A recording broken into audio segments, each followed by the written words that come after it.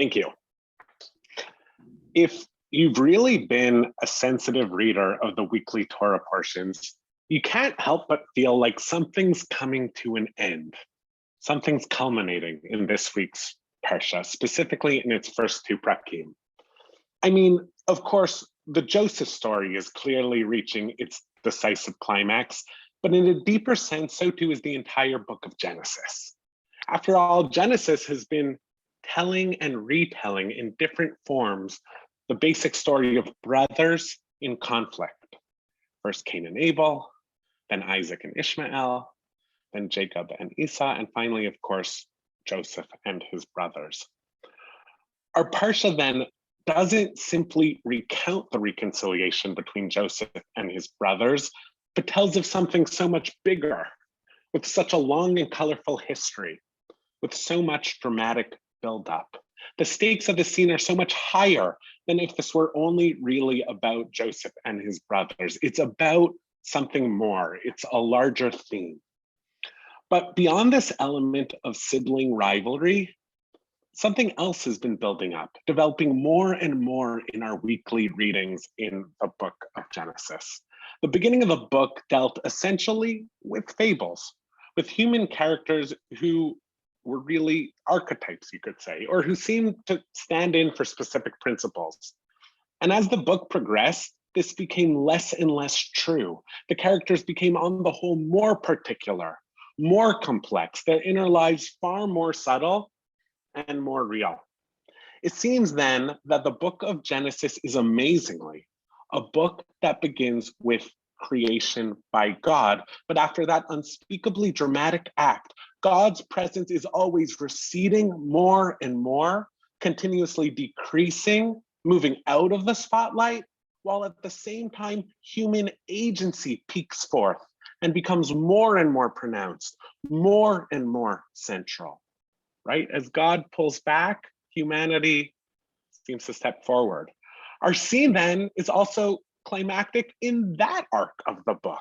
In the reconciliation between Joseph and his brothers, we get an absolute explosion of human emotion.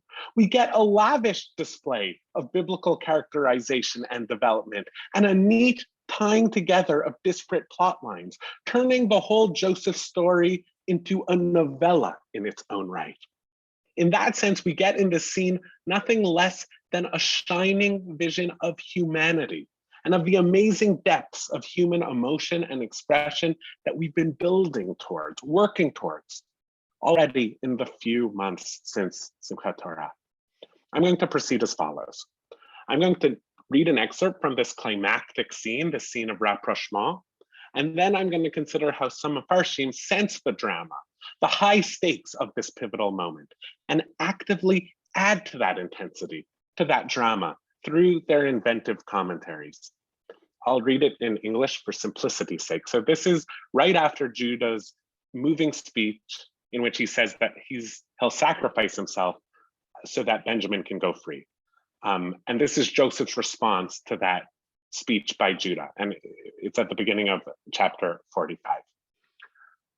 Joseph could no longer control himself before all his attendants, and he cried out, "Have everyone withdraw from me."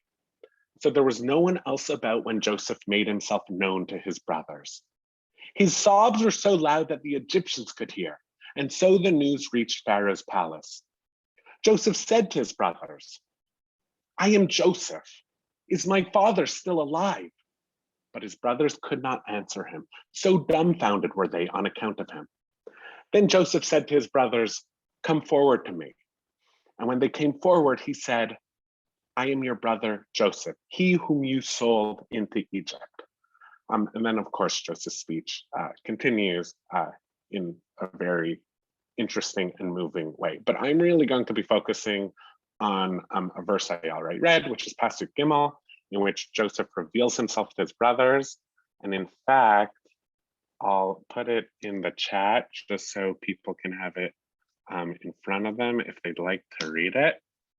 And I'll read it once in Hebrew. Vayomer Yosef elechav, ani Yosef ha'od avichai, velo yachlu echav la'anot oto, ki nivhalu mipanav.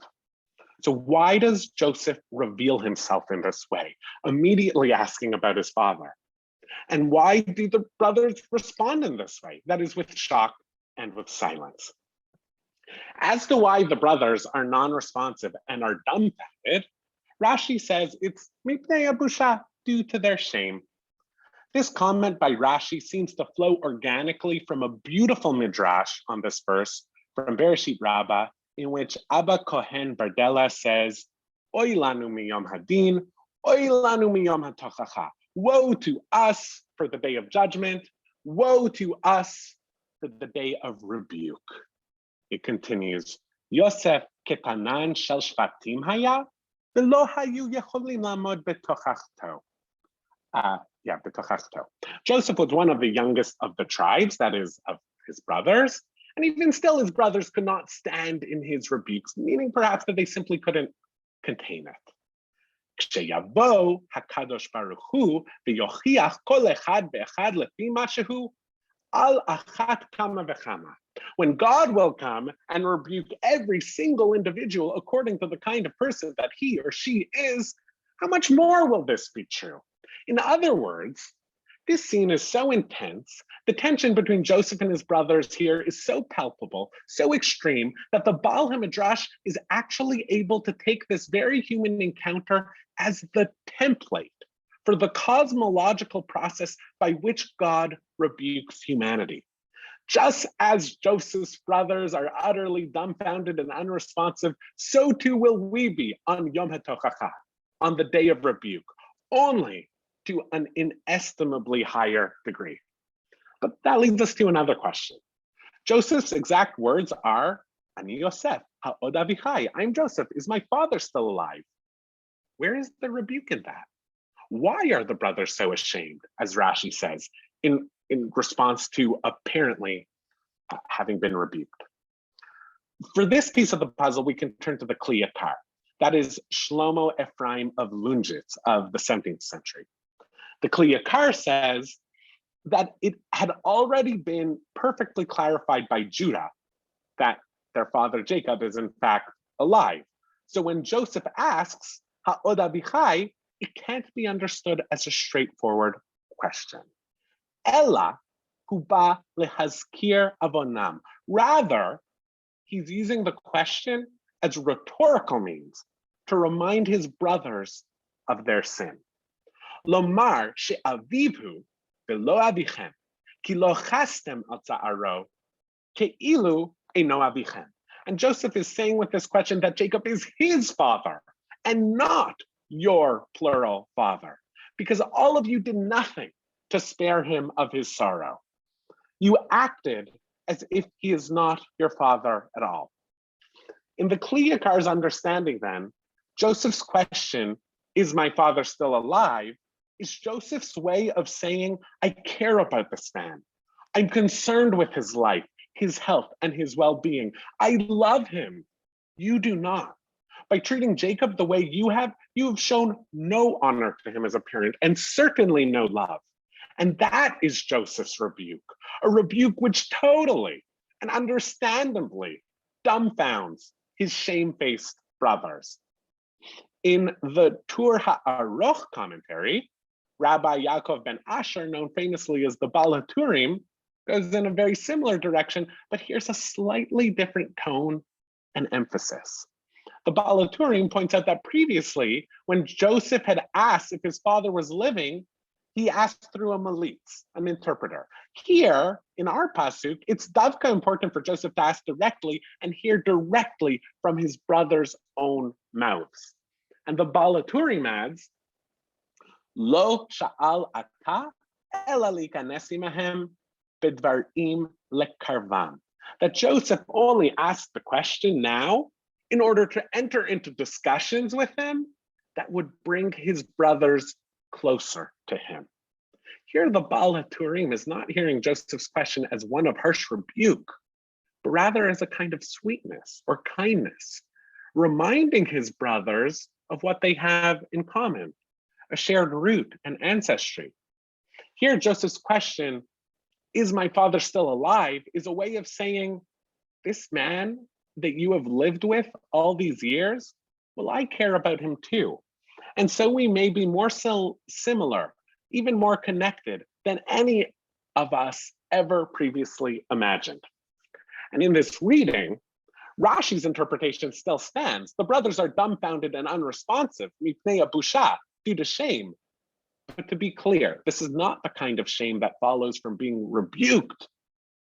Rather, it's the kind of shame that emerges when one is shown great kindness without deserving it at all. As I said from the beginning, this scene is beautifully and artistically crafted with rich psychological intricacy. What we see is that every commentator, starting in the Midrash, but then going on to Rashi, the Balaturim, and the Kli Yakar, each seems to add another psychological layer, another thoughtful speculation about inner motive and outer dynamic. Ours is a Masorah that not only presents ideas and makes historical claims, but also paints a sophisticated psychological picture of humanity, debated, developed, and refined through so many centuries of exegesis. Thank you.